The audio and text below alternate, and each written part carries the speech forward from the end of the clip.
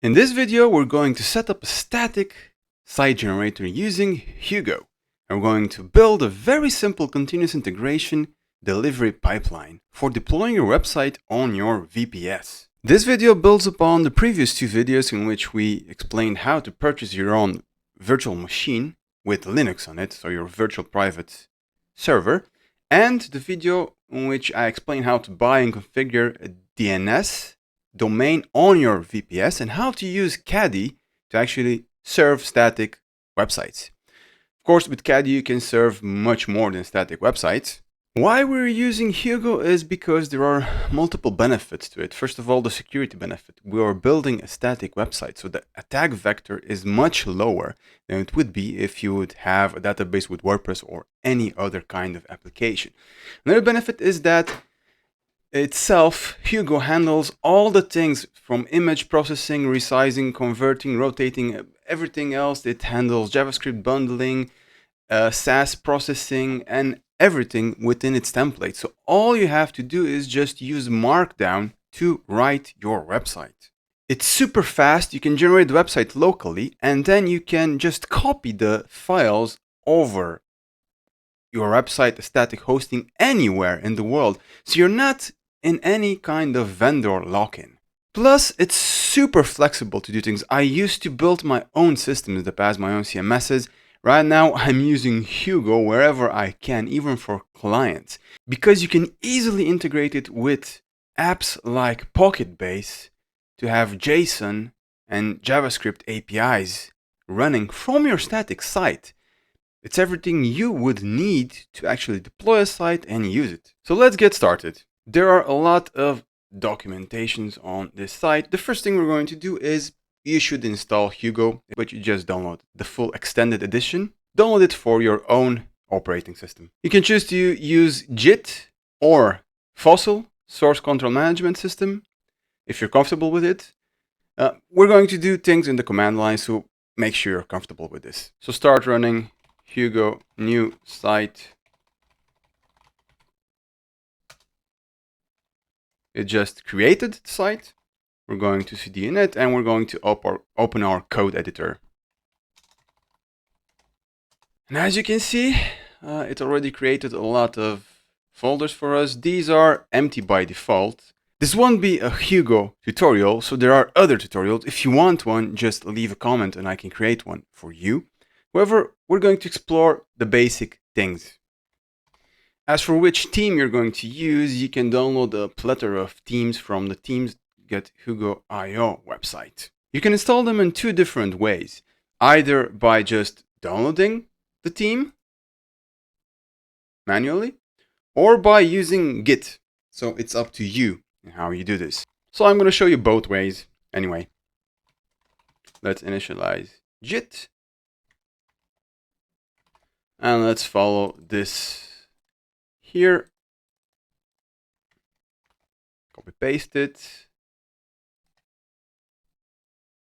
run it, clone, let's manually import it,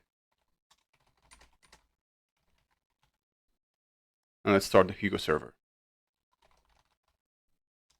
First let's save the file,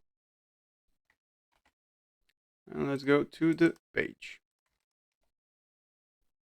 So this is your Hugo website. Let us create a new file.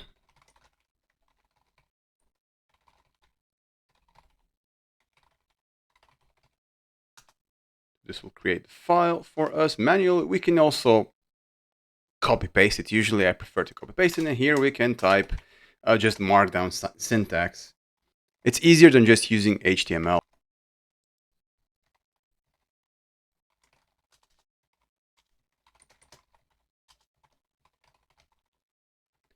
Now let's go back to the page. Sometimes it doesn't auto load, so we can just stop, serve again. But this time we may want to serve with the /d because this is a draft. This will build all the drafts and you can see our post here. Lovely. Of course, we can change the name of the file. Let's say can change it.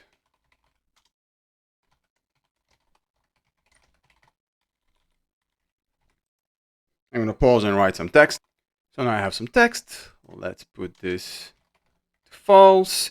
And let's change the theme. Shall we?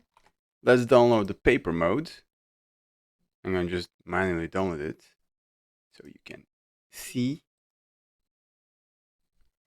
I'm going to extract it next to the other one. Successful. Let's just change the name to paper mod. And let's switch it.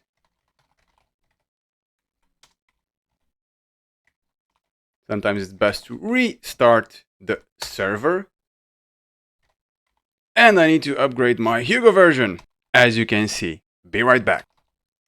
Depending on the platform you are, there are many different options. So use the extended version. Okay, great. Let's restart it.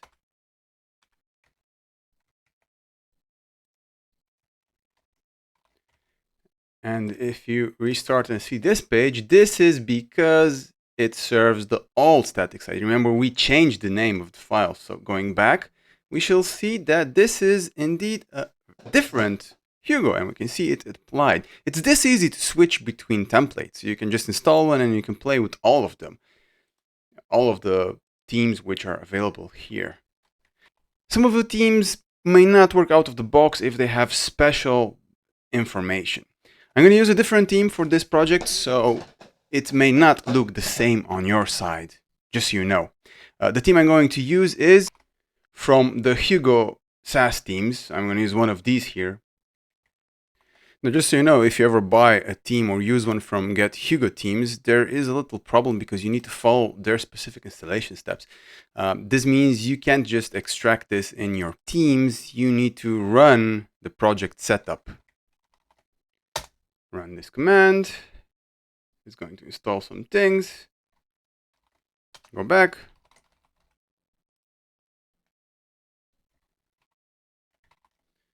For the template, if I go to the site, this is the site, but I don't like it like this. So I'm going to change. Let's search for site and just edit it. Full stack DevOps. Like this. I've made some very small changes. Let's refresh. Actually, let's rebuild it.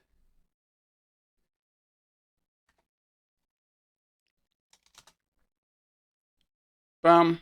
And now you can see the site. Let's git status. Okay. And let's add all these things to, well, except the images, everything else. Let's ignore the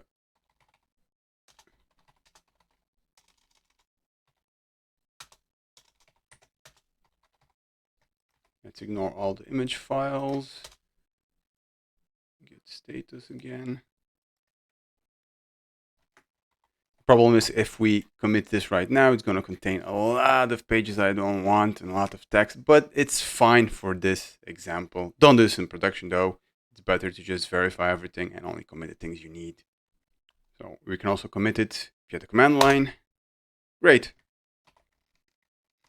Let's edit the index.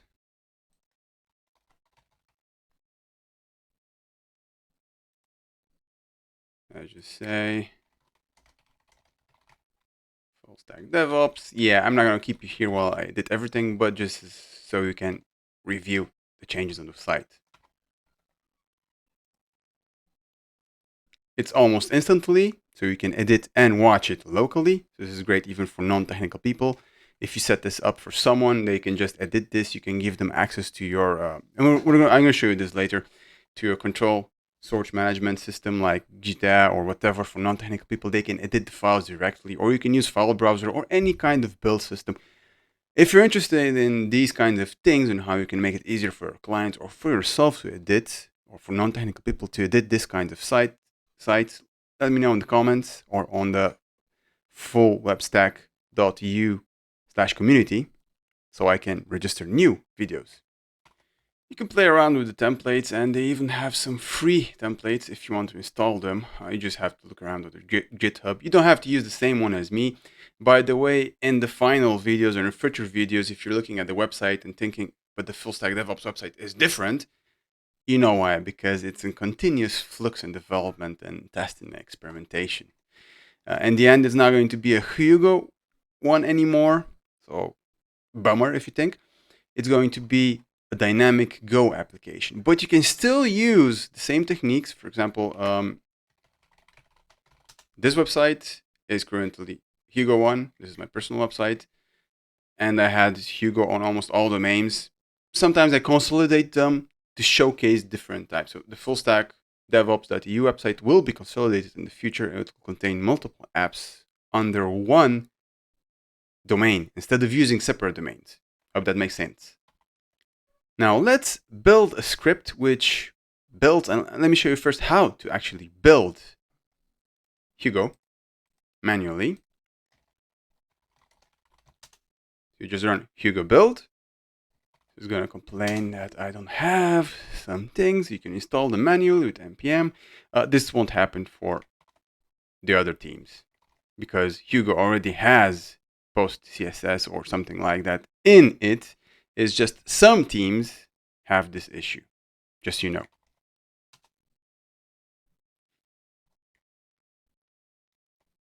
Let's see where it built it. So usually it should build in the public page, and this is what we can copy paste to our server. Let's get started. To simplify a very basic and very useful continuous integration, continuous development technique, you can use JIT, but in this video I'm going to create a bash script for it. So we're going to call it build.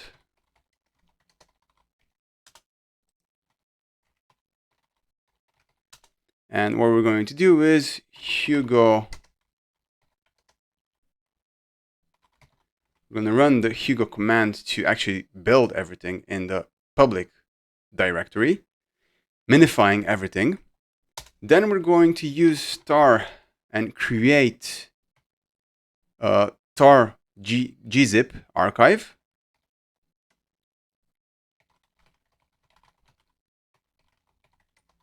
Of the public directory, yeah?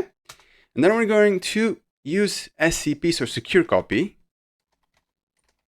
I'm using this because the port type is which I have on my current VPS for some security reasons.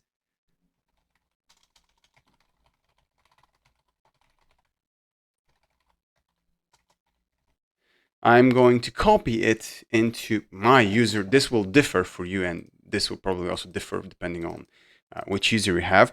The reason I'm doing this is I already have set up SSH keys. And the next step is to SSH, because I have SSH keys, to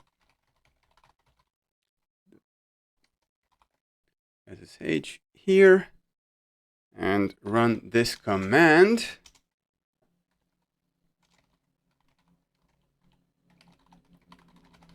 We use strip components because the gzip will generate.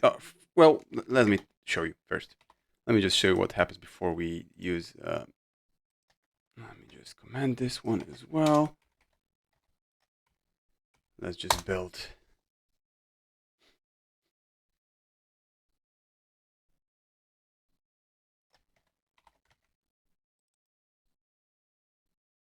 So it generates the public and the strip components. It just takes this one and just extracts this one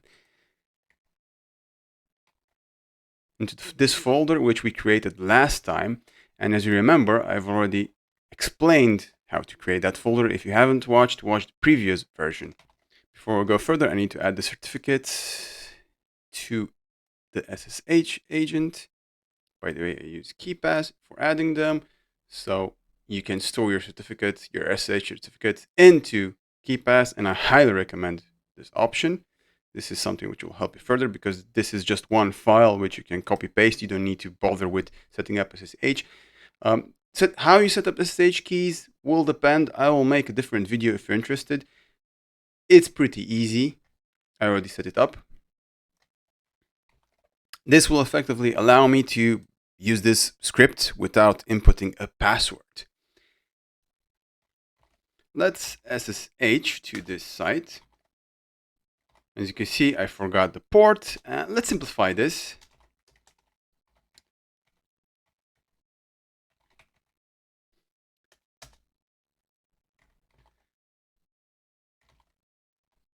As you may have already noticed, I have some hosts in here. But let's start with a blank host.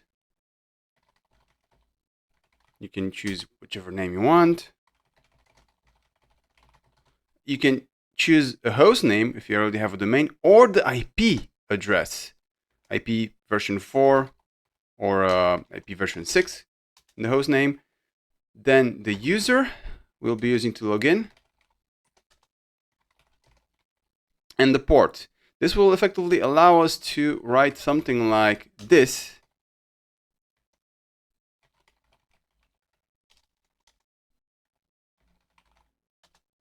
And it will automatically log us in instead of using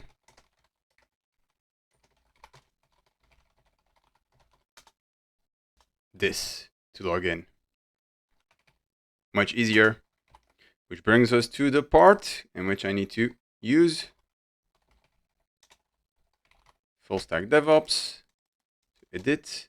If I correct it, I'm gonna leave this here, but SSH is usually smarter and it knows how to do this. So let me show you. If I copy this manually from a new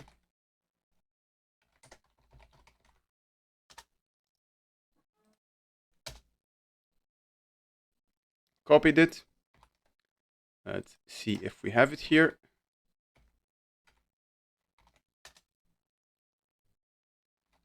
ls, and we have the file, as you can see it here. Let's test our command, the command we wrote previously. But before we test it, let's see. ls, so it exists. Let's see if we have right. Yes. Unfortunately for the index not, so we need to change that, because last time we used sudo to edit it and it won't allow to overwrite because it's owned by root. So run it, and let's run. At this point we can add our user or your user, because this Andrew is your user which you've used, to either the caddy group or to actually allow writing by our user. And it depends on the type of security you want and have, because your user could be a user of that group. But either way, we need to allow writing by the group.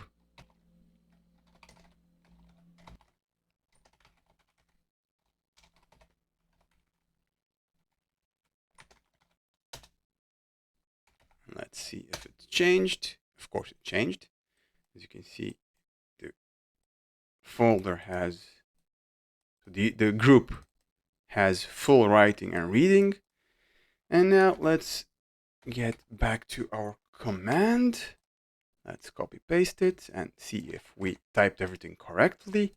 Remember, this will extract everything, and let's see if it did. Of course it did. And because we already set up caddy in the previous video, in this one we can just go to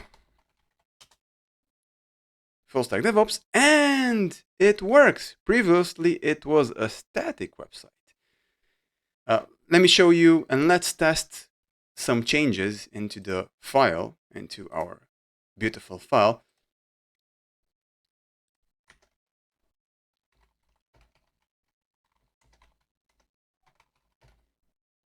Let's do a demonstration for YouTube. Depending on the template settings, it should be really fast to build and deploy. Because you can see now it's copying. It's copied and it ran the command. Let's reload. And it's almost instantly As you can see, we have just built a very simple and efficient deployment script. You could call it basic continuous integration, continuous deployment, because it's that. Of course, with the continuous integration, continuous deployment, you need to have an intermediary server sometimes, but it's not obligatory. You can keep it really simple for most times. For many of my projects, I use some kind of script like this one.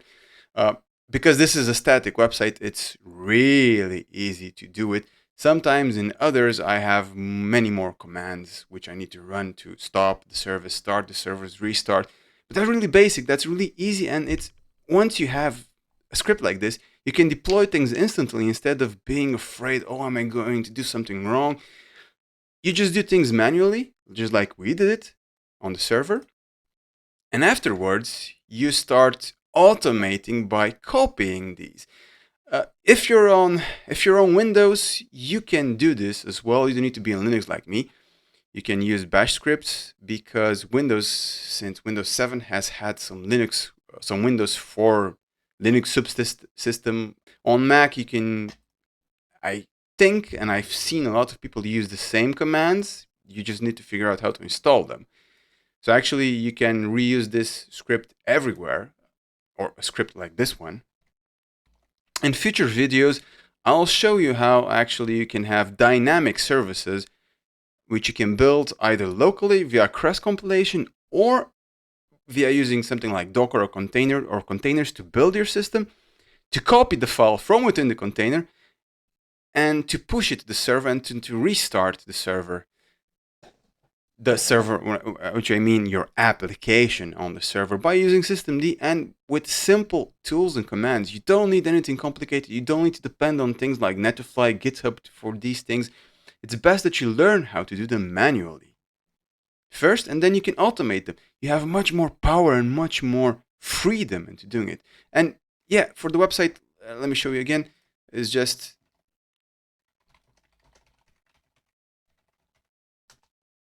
this is it for getting a SSL certificate, yes, so the connection is secure, and for actually sharing this one. If you compare this with Nginx or any other system, it's much simpler and much faster to actually do things this way. Of course, you can make many more modifications and you can deploy them really fast with this system from your computer. In the next video, we'll see how to set up a JIT server and do some of these steps there. Please don't forget to subscribe and to like and to go on the community website, which we're going to build in the next videos, and leave a question and comment there as well and on YouTube. Have a nice day. And wishing you well-being and learn as many things as you can. Become an expert by following these videos.